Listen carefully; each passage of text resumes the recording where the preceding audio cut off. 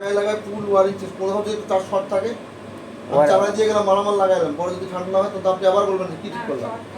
এই হচ্ছে চেম্বারের ভিতরে অবস্থা, বরফ জমে গেছে।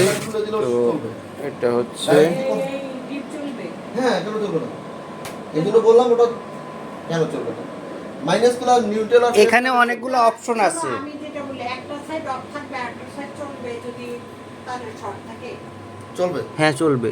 এখানে কয়েক লাইন আছে, লাইটের জন্য আলাদা লাইন আছে, ফ্যানের লেগে আলাদা লাইন আছে, প্রোটেক্টরের লেগে আলাদা লাইন আছে, টাইমারের লেগে আলাদা লাইন আছে, হিটারের জন্য আলাদা আছে, সবকিছুর জন্য আলাদা আলাদা সব আলাদা লাইন আছে এখানে। এটা আপনি বুঝবেন না, যে কোনো একটা কাজ যদি না করে তাহলে আপনি ফ্রিজে সমস্যা দেখা দিবে, এটাই হচ্ছে ব্যাপার।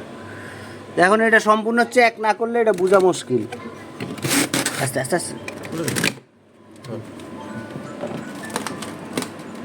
আস্তে মনে বরফে মনে হয় দূরে রাখছে। হুম স্টার্টটা বা ফ্লপটা দেন। হুম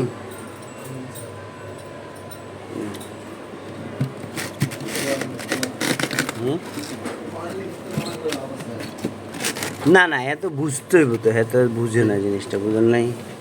যদি ধরেন হ্যাঁ না বুঝে তাহলে তো বুঝে দিতে হবে জিনিসটা। কী সমস্যা করতেছে ফ্রিজে? ফ্রিজের সমস্যা ঠান্ডা না তো, ফ্রিজে আইস জমে যায়, এরা পরে করে হেঁটে সব চেক করতে হবে। আমি হচ্ছে একটু কিছু করি না, ওই তার মধ্যে হেলা কাইটা করে রাখছে, সব কাইটা করে রাখছে। এগুলো বলছে নতুন করে ওয়ারিং করে দিলে তার আসে। এখন ফ্যানটা চেক করা দরকার, ফ্যানের কী হচ্ছে?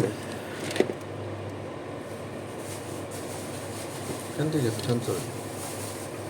হিটারটা প্রোটেক্টরটা এটা চেক করতে হবে। নিচে কি ঠান্ডা হয়? নিচে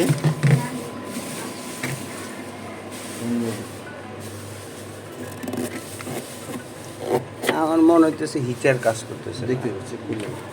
আসসালামু আলাইকুম। কারণ হচ্ছে এই পরিমাণে বরফ জমে গেছে, এত বরফ জমার কথা না, এখানে এত বরফ জমবে না।